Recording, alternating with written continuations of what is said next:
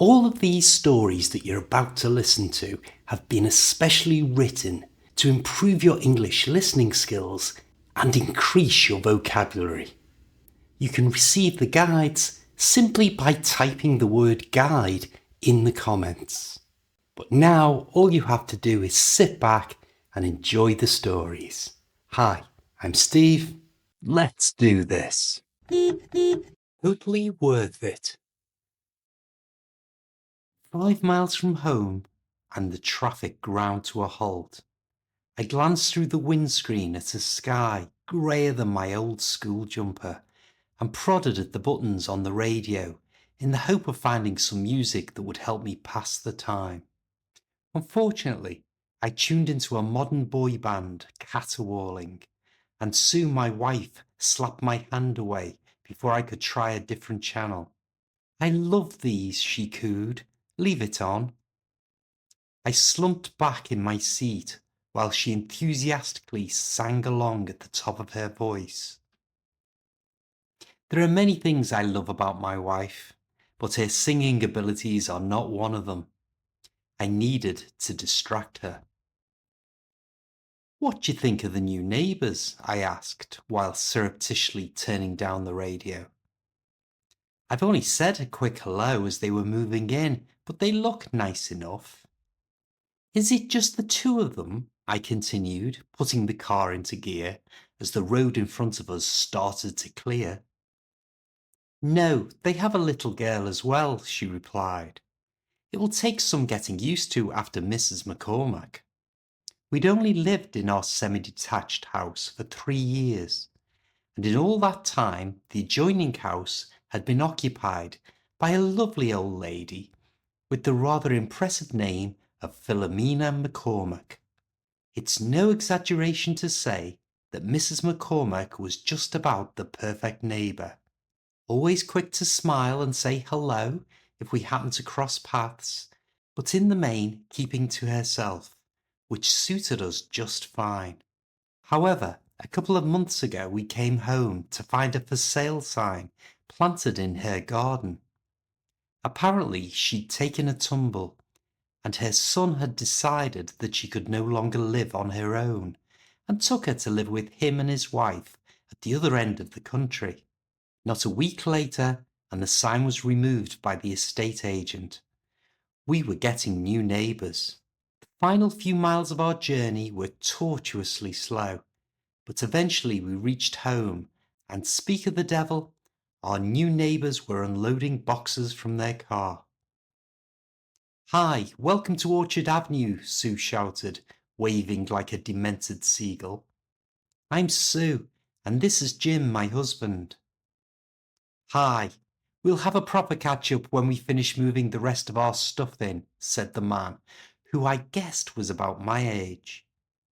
"Where are your manners?" his wife barked at him, and then, turning to us with a beaming smile, "I'm Josie, and this miserable bugger is my other half, Carl." "Do you need a lift with anything?" I offered, more out of politeness than anything else. "No thanks, the removers brought all the big stuff. This is just the breakables, like this," said Carl, holding up a violin which he produced from the boot of his car. Sue, who used to play the violin in the school orchestra years ago, asked, "Do you play?" Only to be met with shaking heads. "No, it's our daughter Maisie's. She's just learning." Eager to let them get on, I said, "Okay then, I'm sure we'll bump into each other soon." "Bye," we all said in unison, and with that, stepped into our house. The next day was a Sunday, and the sun put in an unseasonable appearance, so we decided to fetch out the sun loungers from the shed and spend the day vegging in the garden. But no sooner had we sat down than the sound of a cat being strangled cut through the air. "What the bloody hell is that?" Sue said, putting down her paperback. We both stared in the direction from which this awful sound was coming. Next door. "Go and have a peek," Sue whispered, although she might as well have shouted because no one could hear anything with that screeching noise. I duly crept up to the fence and put my eye to a gap between two of the slats, and there in the middle of next door's lawn was a little girl enthusiastically playing, if that's the right word, the violin. What we didn't know was that was just the start. For the next month, the hideous sound continued to emanate from our neighbours. In the morning before the child went to school, as soon as she arrived back home, and what seemed like all weekend.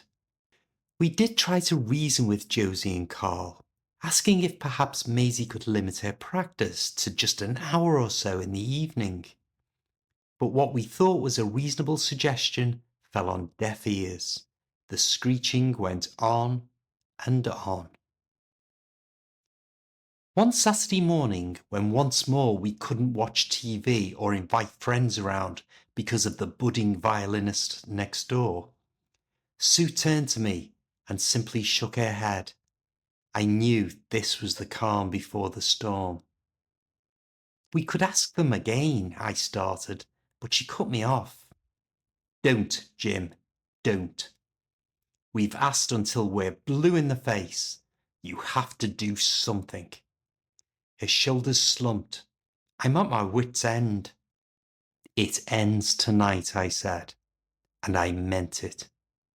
Truth be known, I had a plan I'd been working on up my sleeve. Oh, it wasn't complicated or even wise, but I was confident it would work. I mean, how could it fail? Since they'd moved in, they'd gone out every Saturday evening to do their shopping at the local superstore on the outskirts of town. They left at about 7-ish, and they usually didn't return until roughly an hour later. That was plenty of time for me to put my plan into action.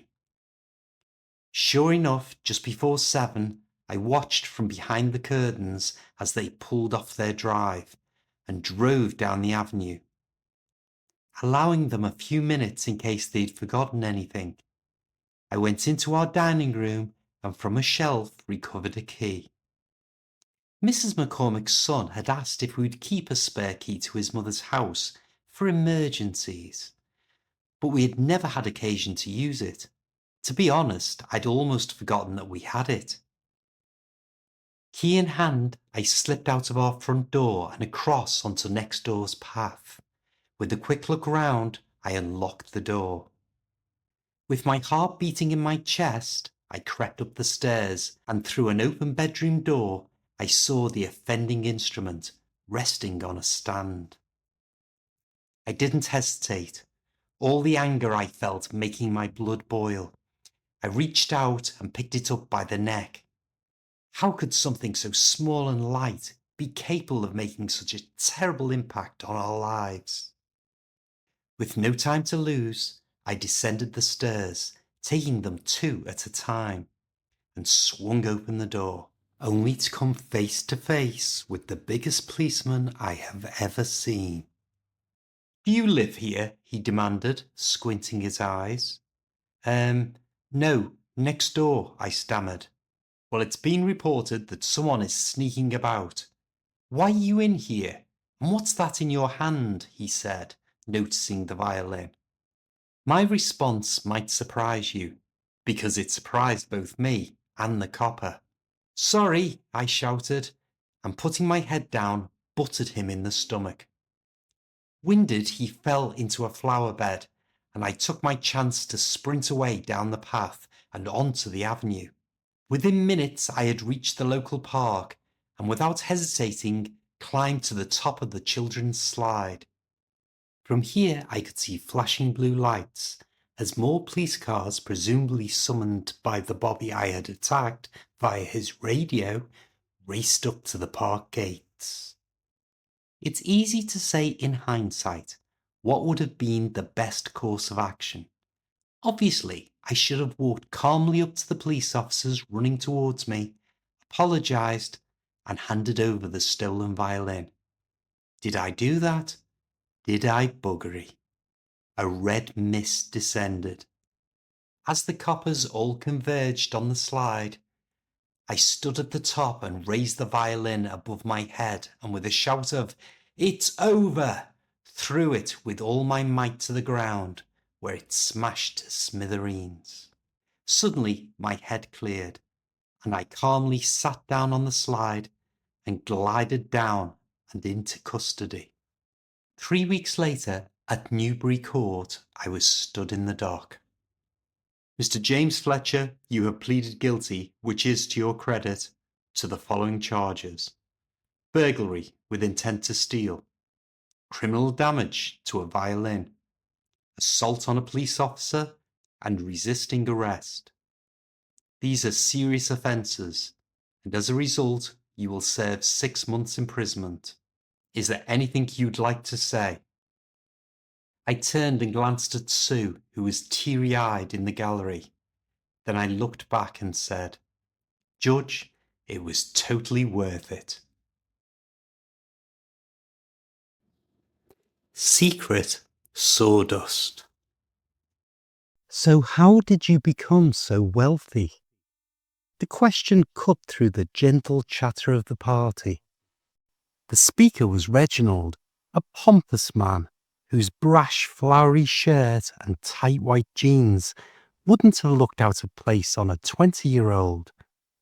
But on a man of his years and rotund frame, the whole get-up looked frankly ridiculous. On the terrace of the sun-drenched villa overlooking the Costa del Sol, Spain, a hush fell over the other party-goers. All eyes turned to Keith Evans. Keith, a quiet man in his late 60s, took a slow sip of beer. He looked out at the sparkling Mediterranean, pondering the question. It wasn't the first time he'd been asked. His comfortable, if not extravagant, retirement in Spain was a source of some curiosity among the other British who had retired to this neck of the woods. His mind raced back nearly 50 years to a grey morning in the northwestern town of Warrington and his first day at Parr Building Supplies. He'd been just a lad then, barely 17 and still wet behind the ears. His parents' dreams of him going to university had gone up in smoke after he'd flunked every single one of his final exams. He'd been far more interested in chasing skirt than getting his head down and studying. As he walked out of the gates of Mossland School for the last time, the words of his head teacher echoed in his ears. "The only certificate you'll leave here with is your birth certificate, Evans." And the old sod had been right. It was his Uncle Jeff who'd pulled a few strings to get him a job at the local builder's supplier. His first day was a drizzly cold October morning. He stood in the huge yard, overwhelmed by the sheer size of the place. Pallets of bricks looked like skyscrapers reaching to the clouds. Mountains of sand and gravel gave a fair impression of the Swiss Alps, and in one corner was the sight that really caught his eye: a vast amount of brand new green wheelbarrows, hundreds and hundreds of them. The man who showed him the ropes was Andy, his supervisor. He was a good-natured if dull man, whose only interest seemed to be rugby, a subject he tried to bring into every conversation. "Your main job is keeping the yard spick and span and helping to load up the lorries, lad," he said. "But you'll have to pitch in whenever anyone asks for a hand." 8 hours later, an exhausted Keith trudged home after that first day.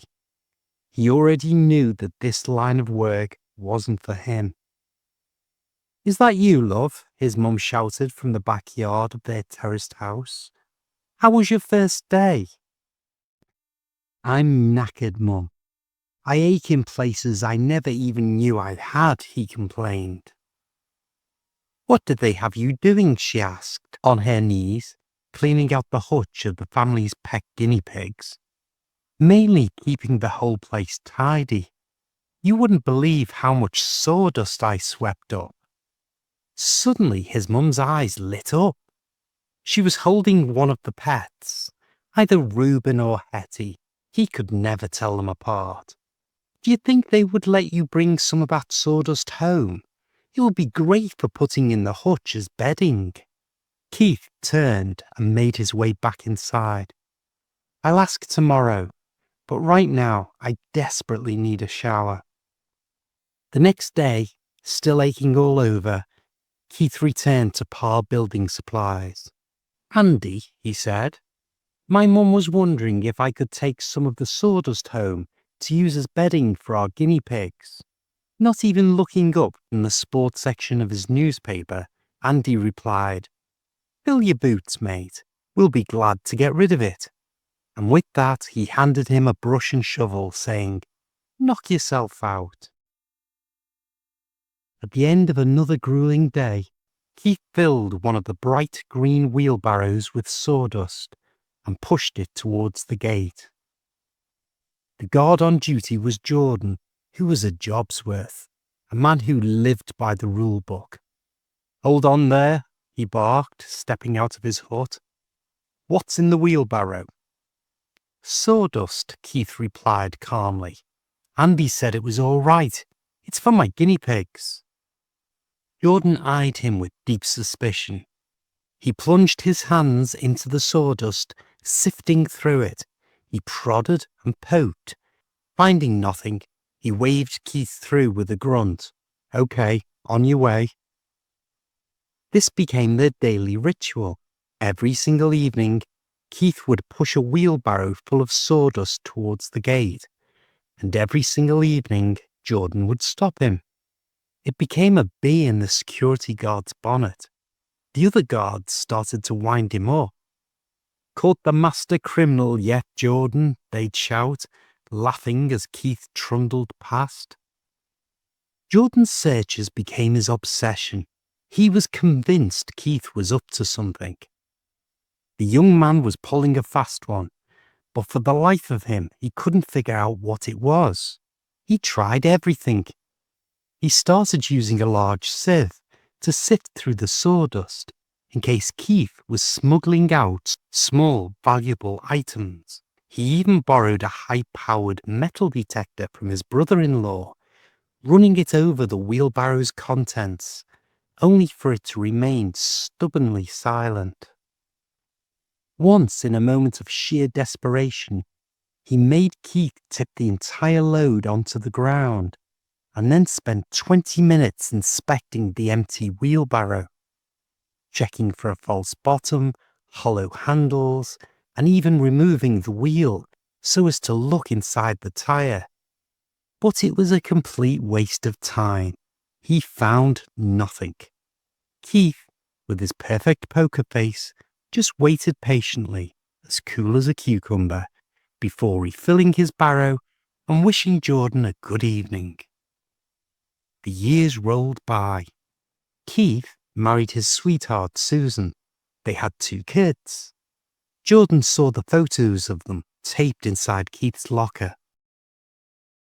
He watched as Keith grew from a youngster to a family man, but through it all, the daily ritual continued. Over the years, the yard itself had also changed. Old diesel forklifts were replaced by silent electric ones, and handwritten books gave way to newfangled computers. Managers came and went, but Keith and his wheelbarrow full of sawdust were a constant. So was the security guard's obsession with the idea that he was up to no good. One year, the head office sent a team of accountants to go over the firm's books. They were a sharp-suited bunch from London who went over all the business records. Jordan was cock-a-hoop. He was certain that now, finally, Keith's game would be up.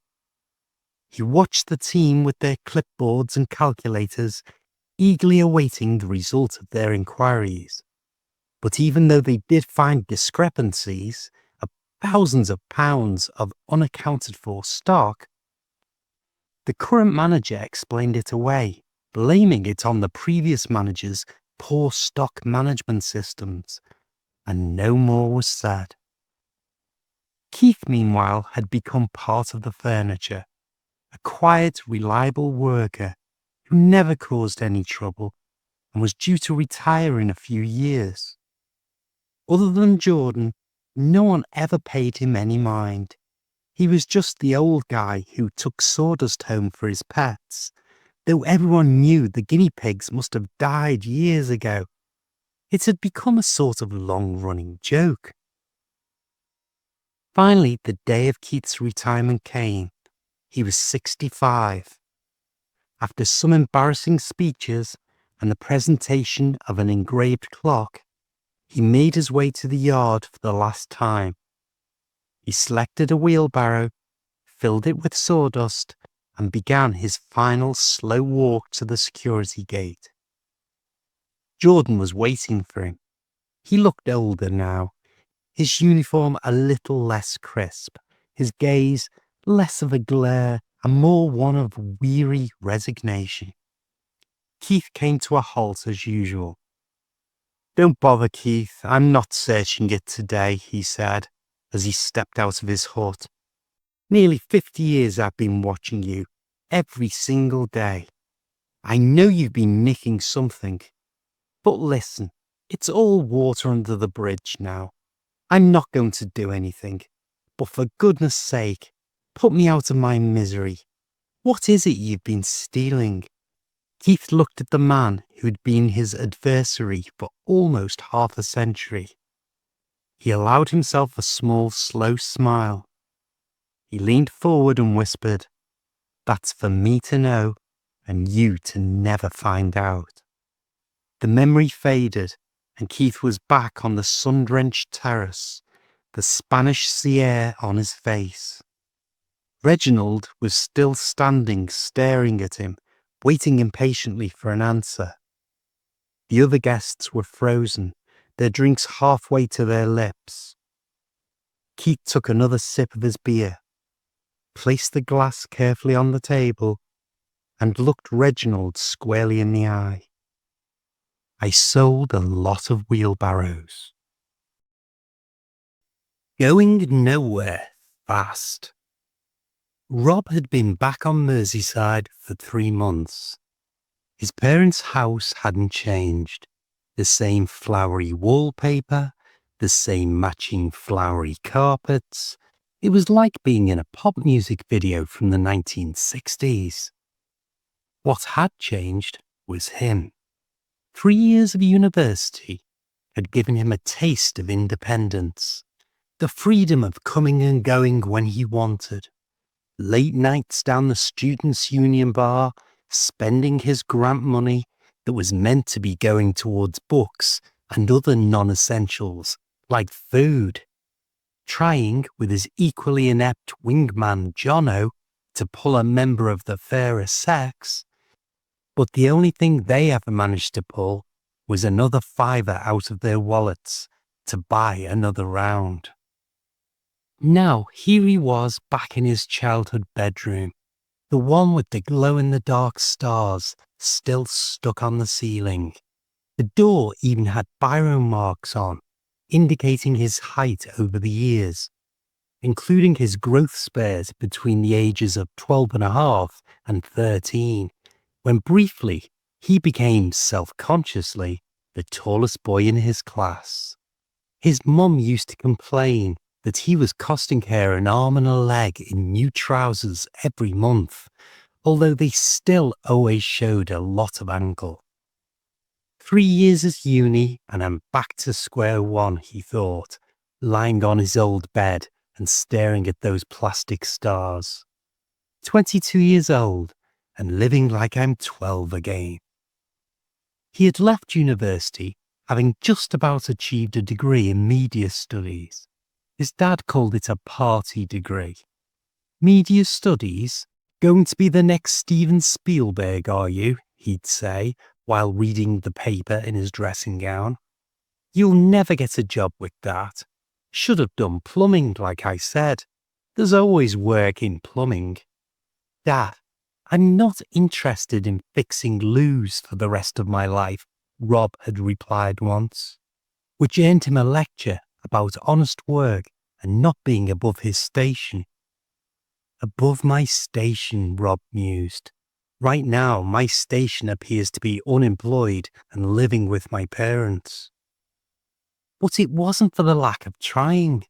Rob had applied for everything. Marketing assistant, social media intern, even admin roles that paid buttons. Most didn't reply.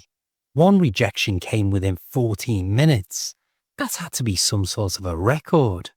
The lack of response was crushing. He'd refresh his inbox every 10 minutes, hoping for something, anything. But when nothing came, he'd find himself scrolling through his old Unimate's Instagram posts. Jono was working for a startup in Birmingham. His classmate crush, Sarah, had landed a graduate scheme with a big bank. Even Dave the stutterer, who took ages just to get a sentence out, was doing something called client relations in Manchester. Client relations, Rob thought. What does that even mean? But it sounds better than what I'm doing, which is sod all. Beaten down by the constant nagging from his parents to get off the sofa and bring some money in, he eventually dusted off his old moped and took a job delivering pizzas. His helmet still smelled faintly of Lynx Africa, which he used to cover himself in liberally. What was he thinking? Every evening he'd ride around the neighborhood delivering meat feasts and Four Seasons to people who probably earned more in a day than he made in a week. At least you're bringing in some dosh, his mum said, trying to sound encouraging, while she ironed his Pizza Palace polo shirts. It's better than sitting around feeling sorry for yourself. Is it though? Rob wondered. At least when I'm sitting around, I'm not wearing this ridiculous uniform. His manager, Tony, was the sort of bloke who had a huge beer belly and called everyone sunshine in a way that didn't sound friendly. He warned him on his first day, "This job's about speed. The customer has to get their orders within 20 minutes or they don't pay." That first week, 6 different customers ate for free as Rob missed the deadline. "All that money is coming out of your pay packet, sunshine," Tony had said. "If you keep going at a snail's pace, then you're out." Rob tried to explain that his moped was ancient and sometimes took a few attempts to start, but Tony wasn't having any of it. "Excuses are like arses, sunshine. Everyone's got them and they all pong." The final straw came on a particularly soggy Tuesday evening. Rob had been caught in traffic behind a broken down bus and arrived at his last delivery 20 minutes late. The customer, a woman in a pink dressing gown, looked at the pizza box with disgust. "This is stone cold," she said, prodding the box like it might bite her. "What am I supposed to do with this?" Rob mumbled an apology and offered to take it back, but the woman was having none of it. She demanded the manager's number and rang him on the spot. Rob could hear Tony's voice through the phone. If he said sorry once, he said it a dozen times.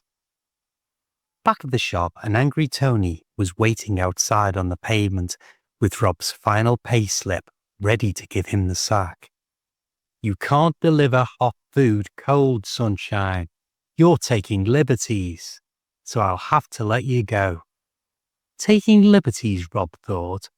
That's rich coming from someone who pays minimum wage and expects people to risk their necks on a moped for pay that barely covers the cost of filling the tank with petrol. "Suit yourself," Rob said, handing over the insulated pizza carrying bag for the final time. When all's said and done, this wasn't really working out for me either. Tony snorted. "Sunshine, you need to get your act together. This lazy go-slow attitude won't get you far in the real world. Later that night, Rob called Jono, who was now working in Birmingham. They'd been close at uni, bonding over late-night gaming sessions and a failure to impress women. "All right, mate," Jono said, his voice crackling through the phone. "How's life in the big bad world?" "Well, I just got the elbow from Pizza Palace," Rob said, flopping onto his bed. "So pretty crap, really." "Pizza Palace? Really? Rob, you're having a laugh." "I wish I was. Tony, that's my ex-boss, reckons I didn't have any get up and go. Turns out he's right. I can't even be trusted to deliver a pizza while it's still warm." Jono laughed. "Tony sounds like a prat. Look, don't let it get to you. These things happen. You'll bounce back." Bounce back, Rob thought. Easy for him to say when he's got a proper job in his own flat. I'm dossing down under glow-in-the-dark stars at my mum's. The thing is, Jono, I'm starting to think my dad might be right. Maybe I should have done something practical. At least plumbers get paid properly. "Don't be daft," Jono said. "You're just having a rough patch. Something'll come up. It always does." After they'd hung up, Rob lay back, resting his head onto his old Spider-Man pillowcase, feeling as low as he had for years. "Right, I'll just lay here waiting for something to come up, shall I?" But just 2 days later, something did come up. Rob was lying in bed, scrolling through job websites on his phone when the email arrived. He almost deleted it, assuming it was spam. But something made him pause. The subject line read, "Graduate Trainee Position, Hartwell and Associates." His heart started thumping as he opened it. It was real. An actual advertising agency in Liverpool wants to interview him. They'd seen his CV on a graduate job site and thought he might be suitable for their trainee program. Suitable, Rob thought, reading the email for the third time. They think I might be suitable. Not hopeless. Not as much use as a chocolate teapot. They thought I might be suitable. The interview was set for Friday morning at 10 o'clock. Rob read the email again, then screenshot it and sent it to Jono. He rang him back within minutes. "Mate, that's brilliant news. Hartwell and Associates are the dog's bollocks. They do work for some massive clients." "Really?" Rob felt a flutter of excitement mixed with terror. "I mean, I don't want to get my hopes up, but—" "Get your hopes up," Jono interrupted. "This could be it, Rob. This could be your break." "My break? God, I hope so. I can't take much more of this." The night before the interview, Rob couldn't sleep. He lay in bed, staring at those stupid plastic stars, running through potential questions and answers. His mum had ironed his best shirt, and his dad had actually wished him good luck, which was practically a miracle. "Just be yourself, love," his mum had said over dinner, "and remember, they asked to see you. That means something." Be myself, Rob thought. Right, well, I'm currently unemployed and living with my parents, so that's bound to impress them. The night before the interview, he set 2 alarms on his phone, then asked his mum to wake him up as well. "Of course I will, love," she said. "I'll make sure you're up with plenty of time to spare." "Thanks, Mum," Rob said while thinking, "that's what I need. No rushing, no stress, just get there early, be professional, nail the interview." But the best laid plans, as they say. Rob's phone died overnight. Both alarms failed. His mum, bless her, had taken a sleeping tablet because of her bad back and was dead to the world. It was the sound of the postman banging on the door that finally woke Rob up. He grabbed his dead phone and scrambled for his watch. 9:15. Today of all days. That's all I need, he said, throwing back the duvet, which also had a picture of the web slinger on it, and mentally doing the calculations to see if he could still get there in time. The interview was at 10 in Liverpool. It was a 40-minute journey on a good day, and this was definitely not going to be a good day. Rob threw on his interview clothes, splashed water on his face, and grabbed a piece of toast on his way out. His mum was still fast asleep, snoring gently. There was no time to wake her, no time for good luck wishes or motherly advice. This is a disaster, he thought, running down the street towards the ferry terminal. I'm going to be late for the most important interview of my life because I can't even manage to wake up on time. His shirt was already sticking to his back with sweat, and his tie felt like it was trying to strangle him. The streets of his hometown, Seacombe, had never seemed longer. Every slow-moving pedestrian, every dawdling dog walker made it feel like the universe was taking the mickey. Come on, he thought, dodging around a woman with a pram. Move it. Some of us have got places to be. The ferry terminal came into view, and Rob could see the boat a couple of meters from the dock.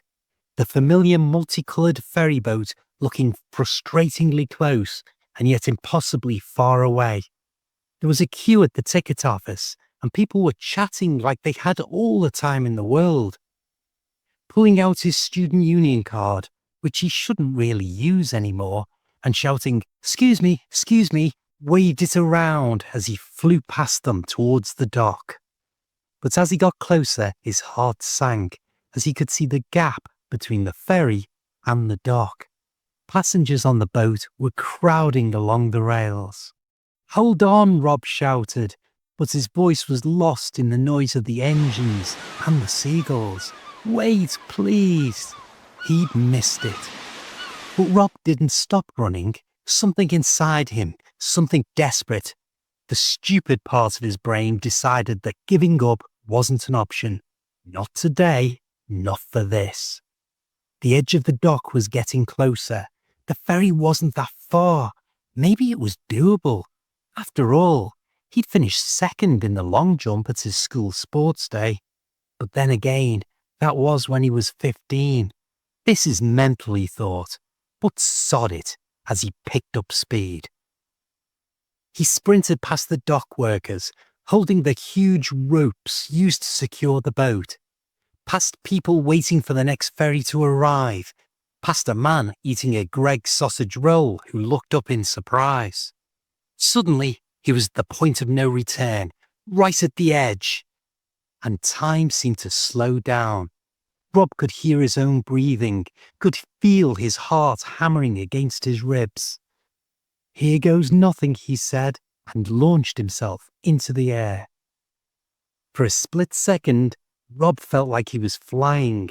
The grey water of the River Mersey stretched out below him, and the deck of the ferry that had appeared close now seemed terrifyingly far away. This was either going to be the best or stupidest thing he'd ever done. He hit the deck hard, his knees cracking against the wooden floor, his hands scraping as he tried to break his fall. Pain shot up his legs, but he was on the boat. He'd made it. The whole boat was silent for about 2 seconds. Then someone started clapping. Then more people joined in. A ripple of applause spread across the deck. One man whistled, a woman said, "Bloody hell, mate." And from where he was on all fours, he looked up into a sea of mobile phones being pointed at him as people recorded his efforts. An elderly lady with a bright red shopping bag said, "You don't see that every day." "Fair play to you, lad," called out a builder in a high-vis jacket. "That was proper mental, but fair play." Rob stood up, panting, nodding awkwardly at the assembled passengers. His knees were throbbing, and he could feel blood trickling from a scrape on his palm. But he'd done it. He'd actually done it. I can't believe that worked, he thought, trying to catch his breath. I actually made it. I'm going to be on time for the interview after all. He looked around for somewhere to sit, somewhere to compose himself before they reached Liverpool. His shirt was a mess, his tie was askew, and he looked like he'd been dragged through a hedge backwards. But he was on the ferry. That was what mattered. Right, he thought, smoothing down his hair. 20 minutes to sort myself out, then straight to the interview. I can still make this work. Just need to... He paused as he noticed people starting to get up and move to the side of the boat. The crew were leaning over the rails and catching ropes thrown from their colleagues on the land. He felt a bump shudder through the floor as the ferry came to rest against the dock. The ferry was coming in, not going out. Silence is golden. Can you pop into the office for a second, Lisa? Not good. Definitely not good. She'd heard the whispers about downsizing, and after nearly 3 years in the job, she knew her head would be on the chopping block. Last in, first out, and all that. Was it her imagination, or did her colleagues suddenly find their computer screens fascinating so as to avoid catching her eye the moment she stood up? Straightening her skirt and mustering what little dignity she could, she took the short walk to her boss's office. It felt like a prisoner's last march along death row. "You wanted to see me, Mr. Roberts?" she asked, aiming for confidence, but landing somewhere between polite and petrified. "Ah, Lisa. Come in, take a seat," he said, gesturing vaguely. "I'm afraid it's not good news." 20 minutes later, Lisa was on the bus, staring blankly out of the window as she made her way home to her tiny flat. Her flat may be small, but her savings were smaller, and the prospect of moving back in with her parents loomed large. The thought of her dad's "I told you so" face made her stomach churn. Someone had left a glossy magazine on the seat beside her, and desperate for distraction, she picked it up. Flipping through the pages, she landed on an article titled "Silence is Golden." It featured a ridiculously serene woman standing in a meadow, eyes closed, looking like she'd just won the lottery of inner peace. The article promised to help readers rediscover their purpose through silence. Lisa became engrossed in it and nearly missed her stop, but she made sure to stuff the magazine into her bag before she got off.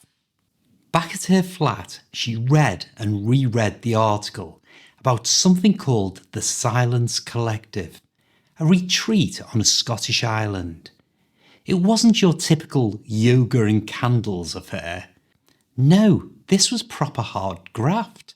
Planting vegetables, chopping wood, milking goats. The kind of thing that sounded rustic and wholesome in print. It felt like exactly what she needed. A week and several emails later, Lisa found herself stepping off a tiny ferry boat, ready to embrace her new life. At the dock, she was greeted by Samantha, the retreat supervisor, late 50s, hair scraped back into a bun so tight it probably gave her headaches, and an expression as neutral as beige paint. "Welcome to Castle Stirling," Samantha said in a voice barely louder than a whisper. "Have you read and agreed to all of our rules?" "Yes," Lisa replied, trying to sound like someone who wasn't teetering on the edge of a panic attack. "I want this to be a fresh start for me." Samantha gave a brisk nod. "The rules are simple. Live in silence, work hard, reflect deeply. If you can do that, you'll do well here." She added, "I'll show you to your room. This will be the last time you're allowed to speak for a whole year." Lisa gulped. "What if there's a problem?" "Then you must wait," Samantha said, her tone firm but not unkind. "When a year has passed, you may discuss any problems with me." And just like that, the silence began. The first few months were brutal. Lisa's thoughts clattered around her head like loose change in a washing machine.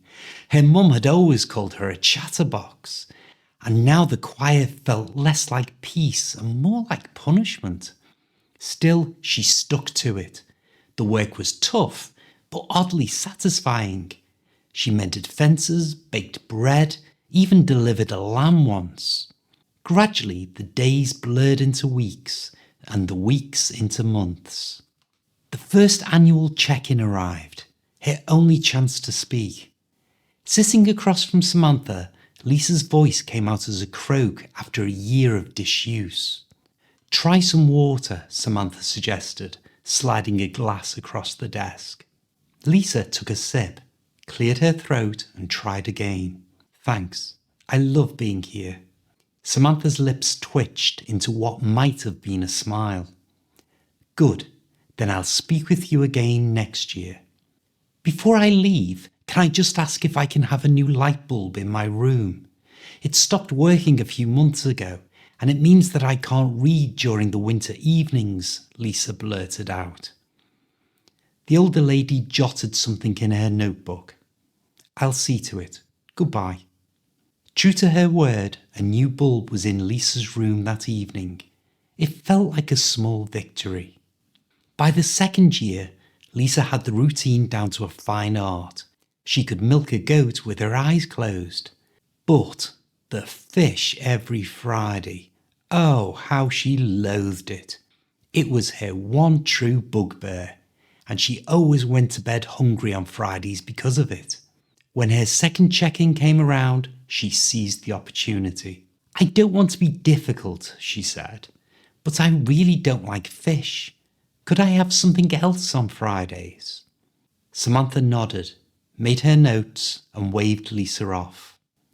That Friday, while everyone else tucked into fish, Lisa was served a meat pie. It was amazing. The others looked on with mild curiosity, but of course, no one said a word. That same evening, disaster struck. Lisa's elbow caught a glass perched on her shelf, sending it crashing to the stone floor. It shattered spectacularly, leaving her without a way to drink water in her room. The glass had been there when she had arrived, and she didn't know how to find a replacement. She couldn't even ask anyone. For the next year, every time she was thirsty, she had to trek down the corridor to drink straight from the bathroom tap. Finally, a year later, her annual meeting with the retreat supervisor arrived, and as she strolled in, she noticed the older lady was looking, well, older, and perhaps a little displeased. "How are you, Lisa?" she asked. "Well, I'm fine, but last year I accidentally broke my drinking glass. Could I have a new one, please?" "Of course.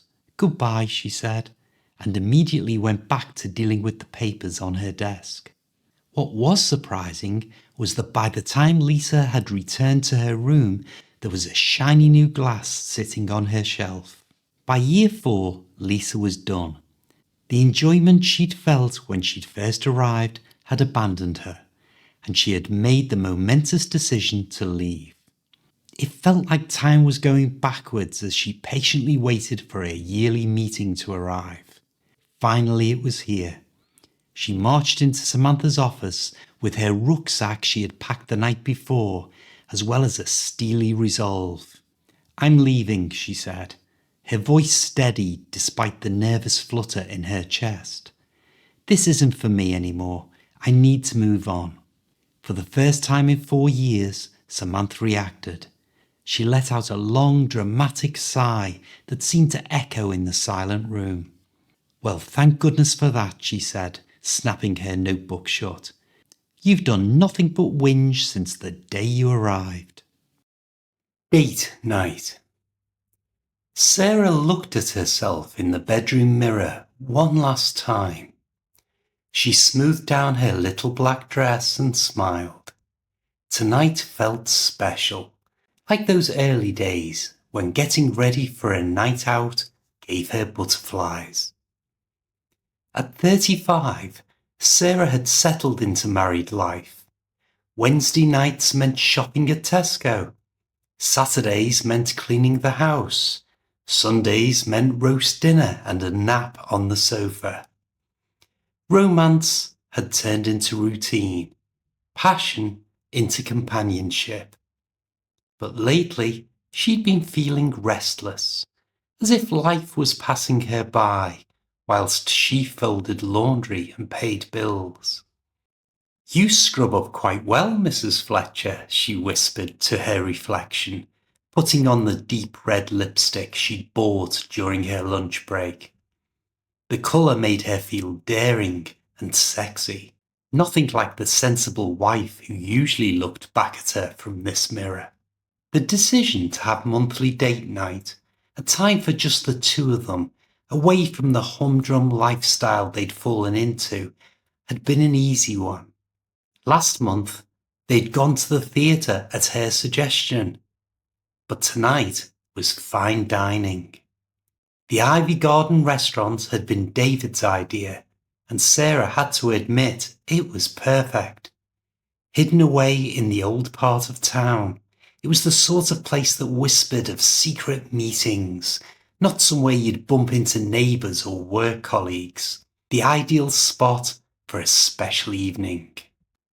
Because David had to work late, she'd arranged to meet him at the restaurant. The taxi ride was filled with nervous energy. "Special occasion?" the driver asked, glancing at her fancy outfit in the mirror. "Just our weekly date night," she replied with a smile. Out of habit, Sarah found herself checking her wedding ring, twisting the gold band around her finger. 15 years, she thought. How time had flown. As the cab stopped outside the restaurant, she saw David waiting outside. He was pacing the pavement like a nervous father-to-be. He looked different tonight. His usual casual clothes replaced by a sharp suit that showed off his tall frame.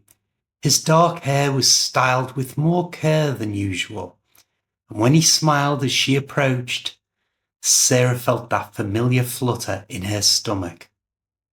"You look absolutely beautiful," he said softly. "I mean, you always look lovely, but tonight, Sarah, you're glowing." She felt her cheeks grow warm with pleasure. At home, compliments were rare. They'd been replaced by talks about mortgage payments and whose turn it was to take out the bins. But this was their weekly date night, when such topics were banned. "You don't look too bad yourself," she replied, allowing herself to really look at him. David had always been attractive in a quiet way, not obviously handsome, but there was something appealing about his easy confidence and the way his eyes crinkled when he laughed. Inside the restaurant was everything Sarah had hoped for. Soft lighting created romantic shadows across white tablecloths. Quiet music played in the background. Their table was tucked away in a private corner. Perfect. "This is amazing," Sarah said, as David helped her into her chair. The old-fashioned gesture was charming, so different from her usual evenings slouched on the sofa in front of the telly. "Nothing's too good for you," David replied, his hands staying briefly on her shoulder. The touch sent shivers down her spine. The wine waiter appeared with a list that looked more expensive than Sarah's monthly shopping budget. David studied it carefully, clearly wanting to impress. After several minutes, he chose a bottle that made Sarah's eyes widen when she saw the price. "Are you sure?" she whispered as the waiter walked away. "That's a lot of money." "Don't worry about that," he said firmly. "Tonight's special. I want everything to be just right." He leaned closer, lowering his voice. "I've been looking forward to this all week, Sarah. Really looking forward to it." There was something in his tone that made her heart beat faster, This definitely wasn't just a casual meal. This took her back years to a time before the responsibilities of being a wife and a mother. The wine arrived with great ceremony. David went through the ritual of tasting and approving, clearly nervous but trying to appear sophisticated. When the glasses were filled, he raised his in a toast. "To the most beautiful woman I've ever known," he said. Sarah felt her heart skip as she clinked her glass against his. The wine was smooth and warming, relaxing the tension in her shoulders. Soon, their starters arrived. Sarah had chosen smoked salmon, whilst David had French onion soup. The food was excellent, far better than the simple meals she usually cooked at home. Everything about this evening felt luxurious, so different from her ordinary life. The conversation flowed as easily as the wine. They talked about their love of old films, their dreams of travelling to exotic places, and their frustrations with boring office life. David made her laugh with his impressions of his pompous colleagues, and Sarah found herself completely relaxed for the first time in ages. Suddenly he stopped mid-sentence. She watched as the colour drained from his face. He went white as a sheet. His fork froze halfway to his mouth, and his eyes fixed on something behind her with complete terror. "What's wrong?" Sarah asked. "Oh, bloody hell," David muttered under his breath, his voice tight with panic. "This can't be happening. Not now, not tonight." Without warning, he pushed back his chair so hard it scraped loudly against the floor. Several other diners turned to stare as he dropped to his hands and knees and scrambled under the table, disappearing from sight. "David," Sarah hissed, mortified, as the white tablecloth billowed around his vanishing form. "What on earth are you doing?"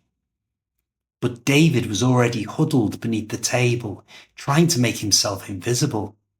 Sarah could see his polished shoes poking out from under the tablecloth. The sight would have been funny if it wasn't so utterly embarrassing. The entire restaurant seemed to have gone quiet. Other couples had stopped their intimate conversations to stare at the extraordinary scene. Sarah felt horrified as she became the centre of attention. The elderly waiter who had been serving their section approached carefully. James Whitworth had worked at the Ivy Garden restaurant for over 20 years. In that time, he'd seen his fair share of unusual dining experiences, but he'd never seen a gentleman simply vanish beneath a table in the middle of dinner. "Excuse me, madam," he said in his refined accent, his face a picture of politeness. "I'm sorry to disturb your meal, but I couldn't help but notice that your husband appears to have slipped under the table. Is there anything I can do to help?" Under the table, David had gone completely still, probably hoping that if he didn't move, this nightmare would simply disappear. Sarah could hear other diners beginning to whisper amongst themselves, wondering about the drama unfolding before them. She glanced towards the restaurant's entrance, then back at the waiter's kind face. "Oh, that's not my husband," she replied calmly. "My husband has just walked in." Ticket to yesterday. Most people hate Mondays, but for Colin Sedgwick, this particular Monday was shaping up to be the best of his life. Colin had recently turned 39, celebrating alone just as he had every birthday since moving out of his parents' house. Standing in the cramped bathroom of his tiny flat, he looked at his reflection with a weary sort of acceptance. It was clear that things were unlikely to change. When they were handing out good looks, Colin must have been at the back of the queue. It wasn't just his beady eyes or the fact that his nose entered a room several minutes before he did. He was also short and plump, the spare tire circling his stomach, showing the result of a lifetime of enthusiasm for fast food. In other words, if attractiveness was a destination, Colin would need a telescope to catch a glimpse of it from where he stood. But if there was one extra thing that was guaranteed to repel people, especially the fair sex, it was his hobby. Since he was a young boy, Colin had been a train spotter. Although train spotting was, in theory, a social hobby, Colin had never really got to know the others who loitered at the end of the station platform, notebooks in hand. They were a quiet, serious bunch, mostly middle-aged men in anoraks, each with the same air of intense concentration, usually reserved for bomb disposal experts. Occasionally, one would wander over to ask, "Did you catch the 47 that came through earlier?" Or, "Do you reckon they'll retire the HSTs soon?" But beyond that, conversation was minimal. Colin didn't mind. He wasn't there to make friends. He was there because of his love of trains. Colin's few attempts at dating had been catastrophic. There was the woman who spent the entire meal texting her ex, the one who just nipped to the loo and never returned, and of course Sarah, who laughed so hard when he suggested a second date that she inhaled a bit of her own hair and had to be patted on the back by a concerned waiter. In the end, he had all but given up on ever finding Miss Right, resigning himself to a life of solitude. It was a cold, wet Monday evening, and Colin had stationed himself on platform 3 of Aldersmead Station, his notepad ready for an evening of high-quality spotting. It was a quiet station, perfect for his needs, just a few late commuters, a drunk eating a Cornish pasty like a condemned man having his last meal, and a pigeon contemplating a discarded crisp packet. Then a train arrived, but shouldn't have. There was no announcement, no listing on the departure board. It simply pulled in. A sleek, deep green locomotive. Its paintwork pristine, as though it had only just rolled off the production line. The carriages had an old-fashioned elegance, the sort Colin had only seen in historical documentaries. The doors slid open with a soft hiss, but no one got off, and no one got in. Colin wasn't usually one for reckless decisions, but this was odd, and odd things didn't happen often in his life. His curiosity got the better of him, and before he knew it, he was stepping on board. The interior was like something from another time. Plush seats, warm lighting, a faint scent of cigars and expensive perfume. Colin hesitated. He half expected a conductor to materialise and demand to know where his ticket was.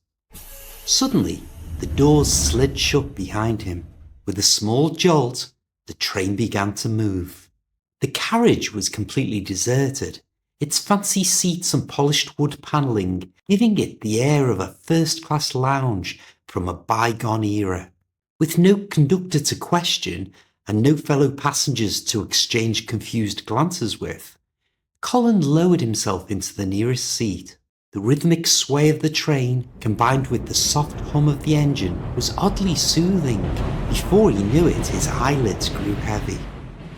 He woke with a start. How long had he been asleep? 2 minutes? 2 hours? 2 days? There was no way of knowing. He rubbed his eyes and glanced out of the window. The train had come to a stop. The sign above the ticket office read, Aldersmead Station. But something wasn't right. When Colin stepped onto the platform, everything felt different. The air had a peculiar crispness to it.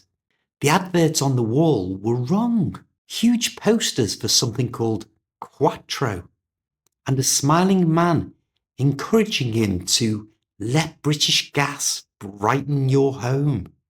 A group of teenagers wandered past, chatting amongst themselves, but something was missing. Suddenly he realised none of them were looking at their mobile phones, and their clothes were garish in a way that actually hurt his eyes. He noticed that every woman at the station seemed to have huge shoulders and massive hair. A newspaper abandoned on a bench caught his eye. The date read Friday, 30th of March, 1985. His legs suddenly decided that they could no longer support him, and Collins sat down rather abruptly. He'd either fallen into a coma and was experiencing an elaborate hallucination, or he'd just travelled back in time. He wasn't sure which seemed less likely. If nothing else, Colin was very practical, and so he set about prioritising what he needed to do to survive. The first problem was money.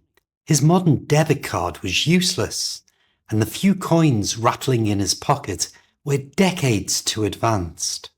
But when he checked his wallet, tucked in a small compartment was an old tenner he had found when he first moved home and never got around to taking it to the bank to change. At last, a stroke of luck. Shelter was the next issue. His flat wouldn't exist for another 40 years, and he doubted his front door key would unlock anything useful. Hunger led him to a cafe, a proper greasy spoon with checkered tablecloths and the thick scent of fried bread hanging in the air. A sign by the counter read, Egg, chips and beans, 85p. He ordered, hesitatingly handing over his only note. The woman behind the till, who had a towering perm, and was that a cigarette hanging out of her mouth, gave him a suspicious once-over, but took the money without comment. As he ate, he eavesdropped. Conversations were peppered with references to things he hadn't heard in years. Did you watch Spitting Image last night? Well, I'm totally in support of the miners' strike. And from a teenage girl to her friend, I'm so going to marry George Michael. Well, you, my love, he thought to himself with a smile, are going to be very disappointed. It was all so surreal. He felt like a tourist in the past. Next, he needed somewhere to stay. A quick wander down the high street led him to a dodgy-looking B&B with a handwritten sign in the window, vacancies. The owner, a stocky man in a brown cardie, barely looked up from his newspaper. £5 a night, cash up front. Colin handed over his last fiver and was given a key that looked like it belonged to a prison cell. The room was small, the carpet had a psychedelic pattern that made him feel seasick, and the bed had a kind of springy mattress with some suspicious-looking stains. But for now, it would do. That first night he lay awake staring at the ceiling. He had no money, no ID, and no way of proving he existed in time.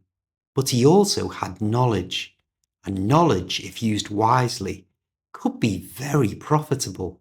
Spotting a tiny portable TV sitting on top of a set of drawers, Colin hunted around for a remote control.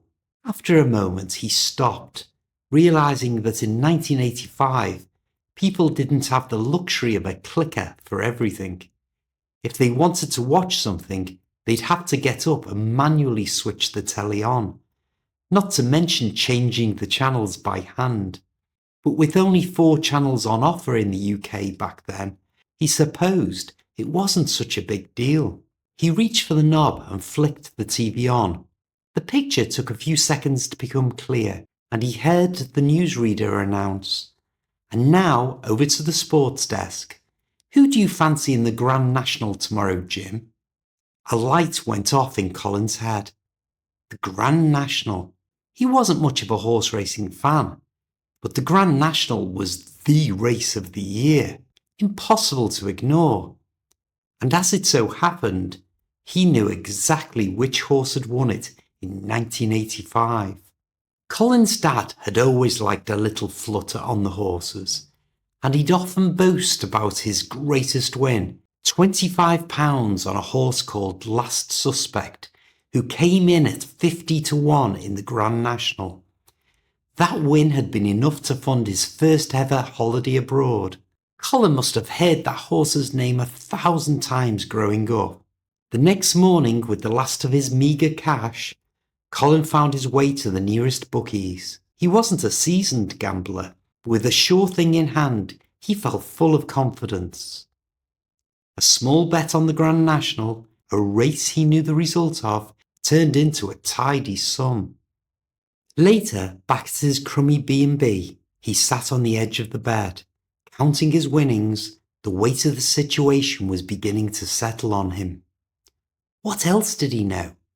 What else could he exploit? His mind wandered to his Uncle Brian, a die-hard Liverpool fan. Colin didn't care much for football himself, but he remembered his dad once telling him that after the win on Last Suspect, he'd given his brother Brian £50. Colin's dad had muttered something about it being wasted the very next day when Brian bet on Liverpool to beat Manchester United, the biggest rivalry in British football. That must mean Manchester United won. Another trip to the bookies, another small calculated bet. By the next day, Colin's finances were beginning to look a lot better. He had enough to move into a slightly less miserable B&B, and with the extra cash in his pocket, he started thinking bigger. Over the following weeks, Colin adapted to the 1980s with surprising ease. His knowledge of the future turned out to be remarkably profitable. He placed bets on sporting events he knew the outcome of, made astute stock market investments, and even preempted the rise of tech companies such as Apple and Google well before anyone else had even heard of them. It seemed that being a man from the future had its advantages. By 1988, Colin Sedgwick was a millionaire. With wealth came attention. Women, real living women, actually sought him out. They laughed at his jokes, touched his arm when they spoke, and most astonishingly, didn't climb out of the toilet window to escape him. For the first time in his life, Colin was attractive to the opposite sex. Unfortunately, the sort of women who found him desirable now were not necessarily the sort who would have given him the time of day when he was still plain old Colin the train spotter from Aldersmead.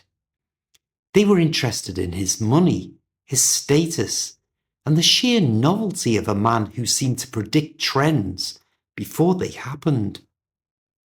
At first he revelled in it. He attended parties, drank expensive whiskey, and dated women with names like Sasha and Tamara, who claimed to find his mystique irresistible. But over time it wore thin. The conversations were vapid, the relationship shallow. For goodness sake, he even missed standing on a cold platform spotting trains. He had swapped his quiet, albeit lonely life for champagne-fueled nonsense, and he wasn't sure if it was a good trade. One evening, after his latest fling had left, his mind wandered to the train that had brought him here. He wondered if he would ever see it again, and if he did, would he get on board for the trip back to the future? Then, on a rainy evening in 1991, at a tiny train station outside of Manchester, when coming back from a business meeting, he saw it. The same deep green locomotive, the same pristine paintwork. The doors slid open as though it had been expecting him. Colin didn't hesitate this time. He stepped inside, sat down, and waited. The train pulled away. The gentle hum and rocking motion lulled him into a light doze. When he woke up, he was back at Aldersmead Station. Stepping out onto the platform, he saw adverts posted on the walls for the fastest internet providers and electric cars. He saw crowds of people waiting for their journeys to start, but not talking with each other. Instead, all with their heads down, like zombies, staring at their mobile phones. He was back. The next morning, he walked into his office at the council as though nothing had happened. His manager barely acknowledged his presence. That evening, Colin found himself back on platform 3, his notepad in hand, watching the trains roll by. There was a certain comfort in it, he realised. He may not have been rich, and he certainly wasn't irresistible to women, but at least he knew where he belonged. And that, he decided, was enough. Not a human. The best part of being a dentist isn't the money or the respectable title. It's that moment at 6 o'clock after the last patient has finally gone. On this particular Friday, that patient was old Mrs. Thompson. She'd just shuffled out of the door, leaving only one small task standing between me and a well-earned fish and chips for tea. Locking up. After bending over patients all day, my back was screaming blue murder as usual. So I hobbled towards the front door to flip the close sign. And that's when the door burst open. A man stood there, soaked to the skin, with hair like a bird's nest and wild eyes. He looked completely off his rocker. Before I could say a word, he scurried past me and plunked himself straight down in the big examination chair, sinking into it with a desperate sigh. Sod's law, I thought. My hopes of getting home on time vanished. I closed the door, walked over, and pulled on a pair of rubber gloves. All right, I said, trying to keep my voice calm and professional. What's the emergency? He didn't answer straight away. He just looked around the room, his gaze lingering on the equipment, the posters of smiling perfect teeth, the sterile metal trays. His fingers twitched on the armrests. Then he looked me dead in the eye and said, Well, it all started when I was a young boy. It looked like my fish and chips were going to have to wait. My stomach grumbled in protest, but I had to admit he had me hooked. I leaned forward a fraction. Go on, I said. I didn't eat what the other kids ate, he said slowly, his voice full of drama. My mum was at her wit's end. She'd make a lovely roast dinner. My brothers would fill their boots, but I'd just sit there, staring at it. And that made your teeth weak, I guessed, trying to steer him towards something I actually understood. After all, poor diet in childhood can cause no end of trouble for your teeth. Finally, we were on solid ground. He blinked, as if the thought had never occurred to him. No, nothing like that. My teeth are fine, thankfully. He tapped a surprisingly white incisor with his fingernail. There was a long pause. I glanced at the clock. If I didn't get a move on, my missus would hit the roof. Still, I had to admit this bloke had me curious. He continued as if there had been no interruption at all. I love the night. Can't stand daylight. Always been that way. I stay up until the early hours every night without fail. What? And you forget to brush your teeth? I asked, making another stab in the dark. What? He shook his head sadly, as if I was missing the point entirely. No, I've never missed a day brushing. The real problem, he said, leaning forward conspiratorially, is that I can't hold down a job. I just flit from position to position.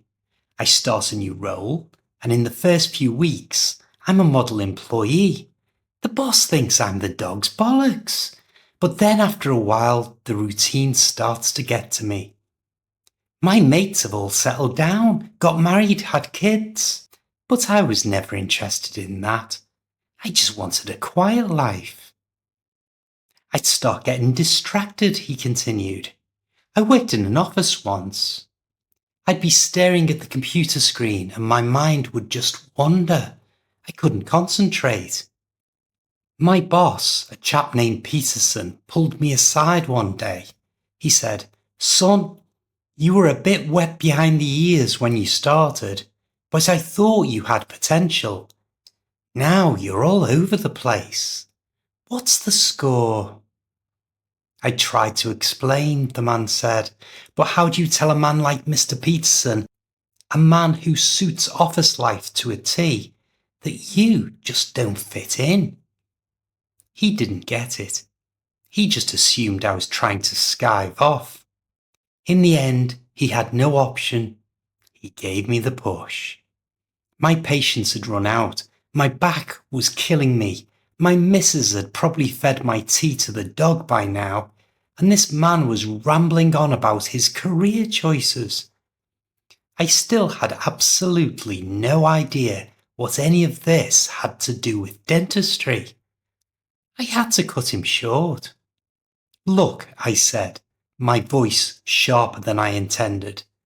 "This is all very interesting, but I'm a dentist. I fix teeth. So how exactly can I help you?" The man's frantic energy seemed to vanish, replaced by a strange calm. He took a deep breath. "I don't think I'm a human at all," he said with certainty. I just stared at him, completely lost for words. After a moment of stunned silence, I finally found my voice. "Then what do you think you are?" He looked at me as if the answer was the most obvious thing in the world. "That's easy," he said. "I'm a moth." A moth? This guy was clearly a nutter. I gathered my thoughts, trying to be practical. "Right," I said slowly. "Look, like I said, I'm a dentist. I'm afraid you need to talk this over with a specialist, a psychiatrist. There's one who works in this building, actually, just next door." The man nodded. "I know," he said, "but he's gone home for the day." I was completely bewildered now, my frustration at its peak. "Then why did you come in here?" Looking at me like I was the crazy one, he said, "Because your light was on, of course." Now it's your turn to practice your English speaking skills, but I'm going to include pauses where you should read out loud, copying exactly what I've just said. For the best results, speak out loud. Not a human. The best part of being a dentist isn't the money or the respectable title. It's that moment at 6 o'clock after the last patient has finally gone.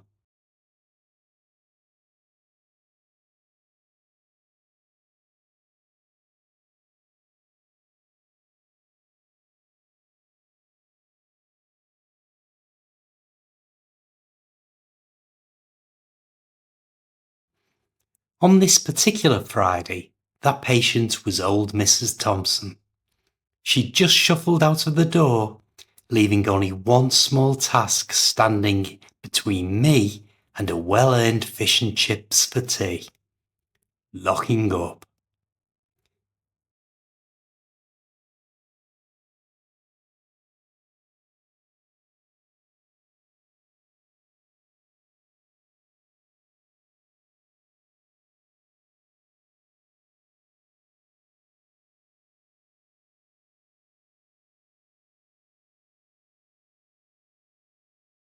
After bending over patients all day, my back was screaming blue murder as usual.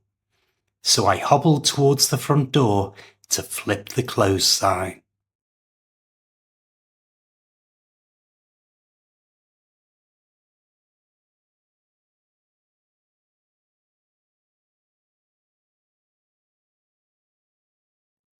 And that's when the door burst open. A man stood there, soaked to the skin, with hair like a bird's nest and wild eyes. He looked completely off his rocker.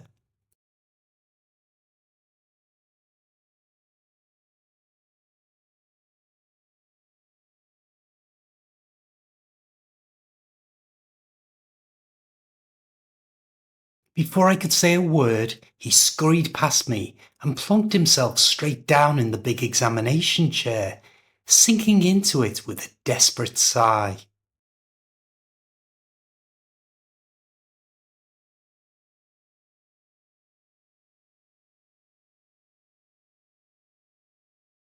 Sod's law, I thought. My hopes of getting home on time vanished.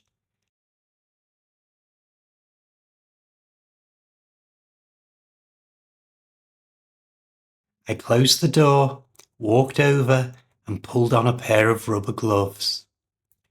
All right, I said, trying to keep my voice calm and professional. What's the emergency?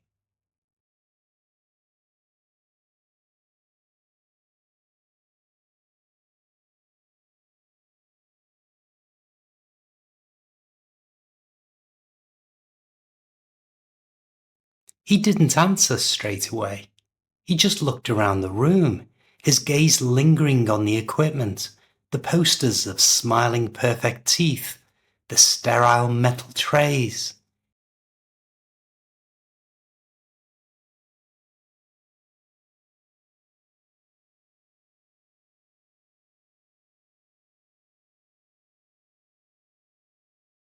His fingers twitched on the armrests.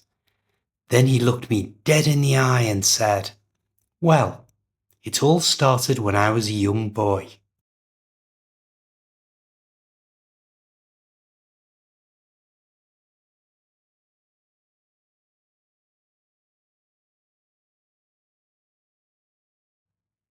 It looked like my fish and chips were going to have to wait. My stomach grumbled in protest, but I had to admit, he had me hooked.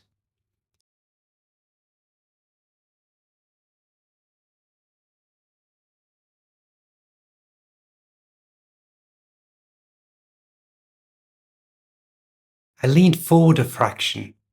"Go on," I said. "I didn't eat what the other kids ate," he said slowly, his voice full of drama.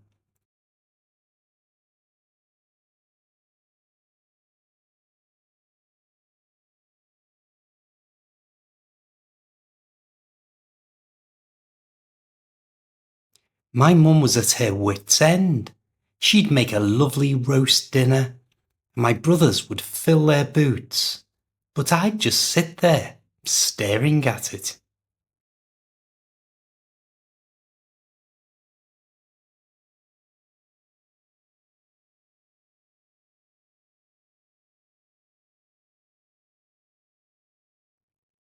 "And that made your teeth weak," I guessed, trying to steer him towards something I actually understood.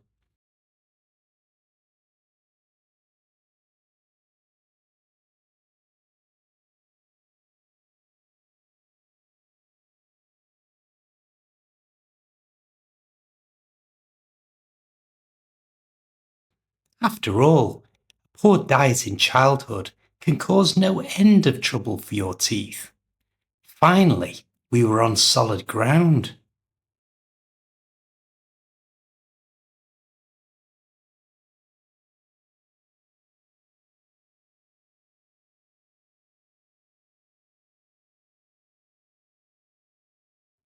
He blinked, as if the thought had never occurred to him. "No, nothing like that. My teeth are fine, thankfully." He tapped a surprisingly white incisor with his fingernail.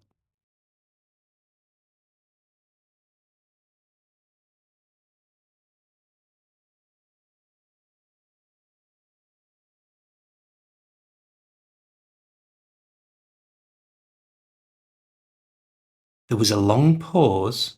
I glanced at the clock. If I didn't get a move on, my missus would hit the roof. Still, I had to admit this bloke had me curious.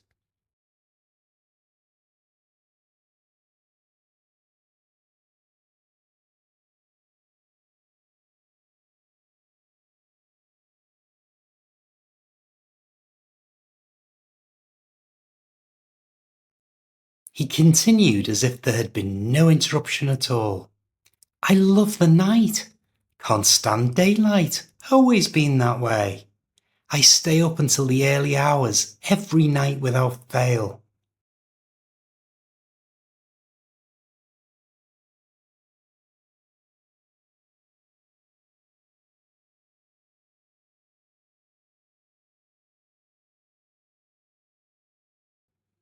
What? And you forget to brush your teeth? I asked, making another stab in the dark.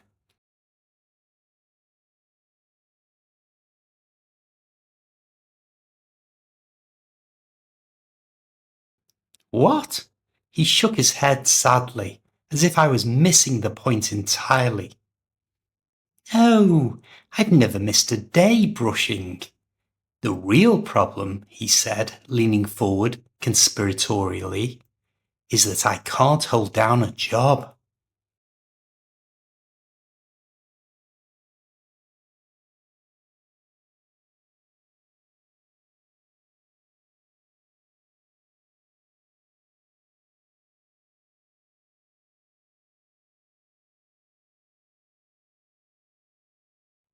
I just flit from position to position.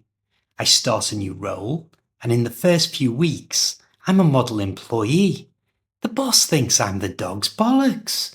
But then after a while, the routine starts to get to me.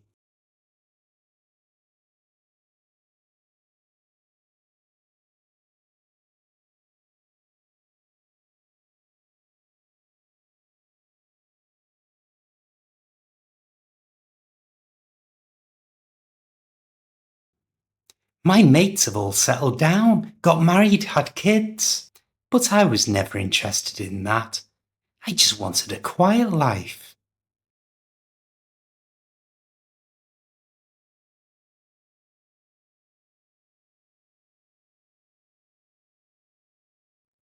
I'd start getting distracted, he continued.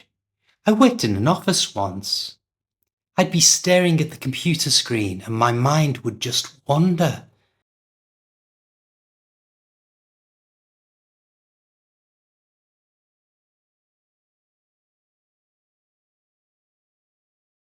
I couldn't concentrate. My boss, a chap named Peterson, pulled me aside one day.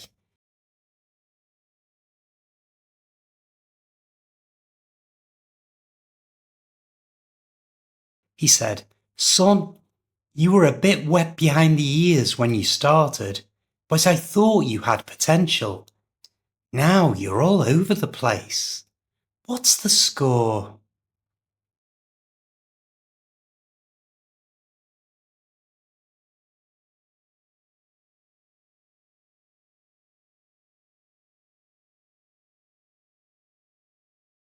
I tried to explain, the man said, but how do you tell a man like Mr. Peterson, a man who suits office life to a T, that you just don't fit in? He didn't get it.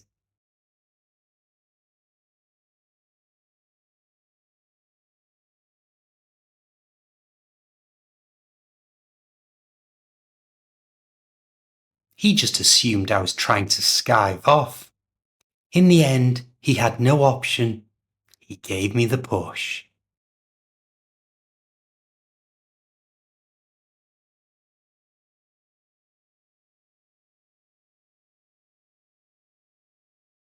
My patience had run out. My back was killing me. My missus had probably fed my tea to the dog by now, and this man was rambling on about his career choices.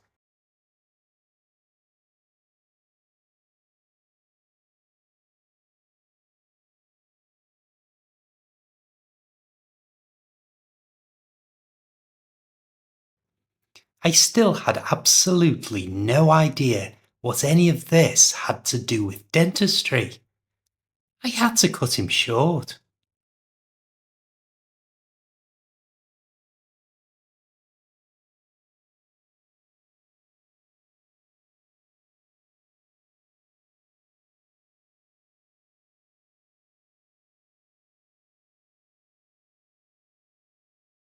Look, I said, my voice sharper than I intended. This is all very interesting, but I'm a dentist. I fix teeth. So how exactly can I help you?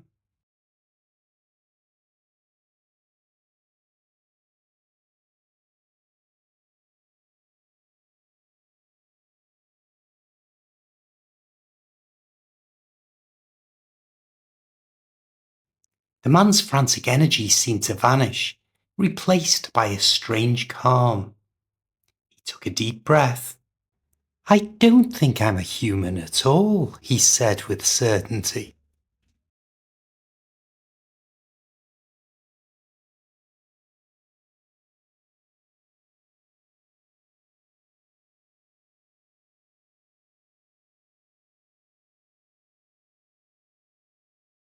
I just stared at him, completely lost for words.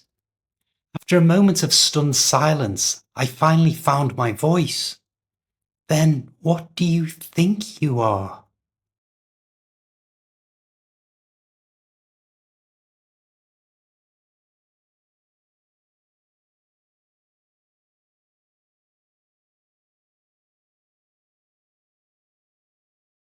He looked at me as if the answer was the most obvious thing in the world.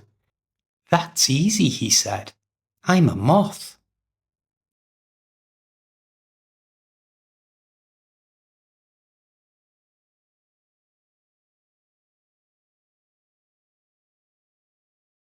A moth?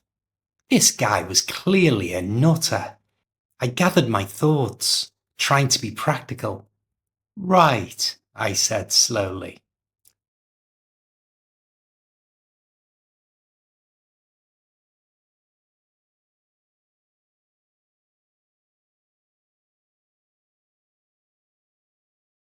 Look, like I said, I'm a dentist. I'm afraid you need to talk this over with a specialist, a psychiatrist. There's one who works in this building, actually, just next door.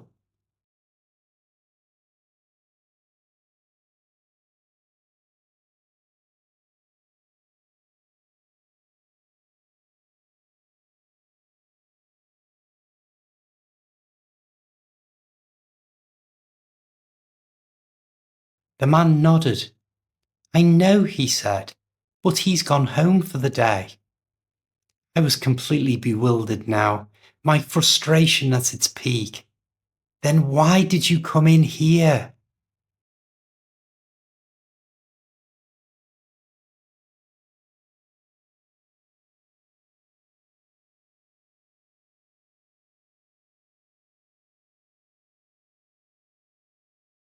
Looking at me like I was the crazy one, he said. Because your light was on, of course.